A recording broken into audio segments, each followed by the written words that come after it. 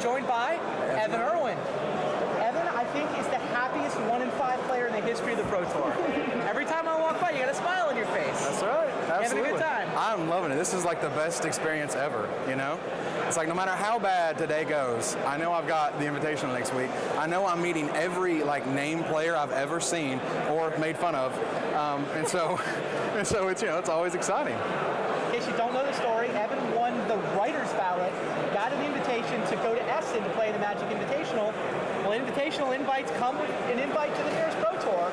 So he's here, he and Stephen Menendian both making their Pro Tour debut this weekend in anticipation of then making the trip to Germany, competing Invitational. Yeah. You got anything up your sleeve for the Invitational? I do. Well, you know, I absolutely could not believe that the Cube was one of the formats. I've played the Cube for a long time. I'm a huge proponent of it. I've written 2 articles about it.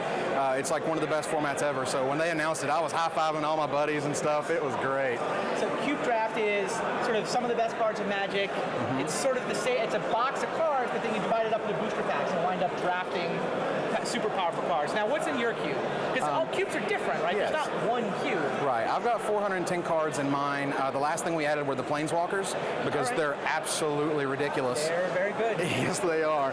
But like I run power in mine, and a lot of that's sort of the controversy is power and no power. Okay. I think it's fun. Like I love having to choose between like a Mox, a Lotus, and like sort of Fire and Ice. You know. I totally agree. Yeah. This format, I actually played this format. Aaron Forsythe had a cube back in the day in Pittsburgh. I played a number of different variations of it. I'm with you. Yeah. I think so. What's the best first pick? Soul Ring. I was going to say Soul Ring. I completely agree with you. It really is. You got a pick? It's Soul Ring. That's how I met Aaron Forsythe. Was doing Aaron's cube.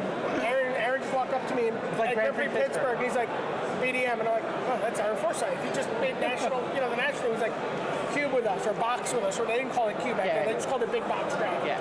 And I sat down and I opened up my pack, and I'm like, there's all these insane cards. And I'm passing Aaron, and Aaron's just looking at my pack. It's not like he's cheating. He just wants to see what I'm going to pick. This is his great assessment tool. And it's like, there's just all these insane cards, but I first picked Soul Ring, and Aaron looks...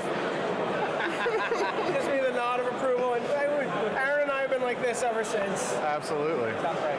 Yep. Other formats you're looking forward to? Absolutely. The build your own standard. I don't know. I've heard rumblings of all sorts of things. I've tried out very powerful stuff. I've heard survival. I've heard goblins. Yeah. I'll be honest, I'm probably playing the slowest deck of all time, but its Mondo combos are so ridiculous. Everybody I tell about just dies laughing. They just can't believe the Mondo combos coming up. So should be fun to we'll watch. see how they react to When that. you're telling people about your deck, the goal should not be to get them to laugh. Trust me, I know this. Laugh at absurdity, not laugh at because it's funny. It's all about context. Yes, it absolutely is. So how's your day been so far? Day 1 of the Pro Tour? It's been great. I mean, round 1, I was playing Richard Hohen, and I was like, wow, this is really cool. And, he squeaked it out in 3 games. And, even though I'm 1-5, every single round has been 3 games. So it's not like I've been run over. It was always just barely there, but Gaia's couldn't quite get me there, as it were. What led you to choose that deck?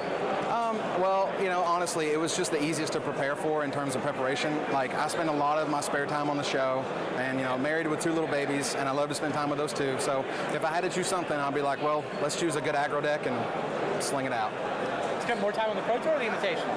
Invitational. Yeah. Because, hey, it gives me an excuse to cube draft. It's like, guys, I'm practicing. Does that count? I don't know. I don't even know if that counts. I don't know, but it's fun. How has your reception been with the player base? Like, there was a little bit of there was some controversy or whatever over the ballot. I mean, how have people reacted to you being here? Like, what's your reception been like? Well, so far, I mean, it's been fantastic. Every person I've met's been really excited.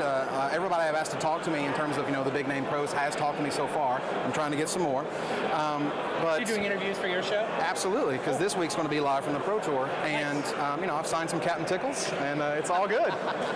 Absolutely. Well, all right. That's the word here at the Magic Show, Pro Tour Valencia. Saturday, we're about halfway through the day. People are looking forward to the Invitational. Invitational is starts on Wednesday? Starts on Wednesday. Starts on Wednesday, runs through the end of the week. I think the finals are on Saturday. So it's going to be coverage non-stop for really the next week and a half on MagicGathering.com. The Invitational, but we got a Pro Tour to finish out first. So Brian and I will be here at Valencia bringing you coverage. Thanks for chatting with us, Evan. No problem. Thanks a lot. Good luck the rest of the way, and good luck at Essen. Appreciate it. See you guys next time.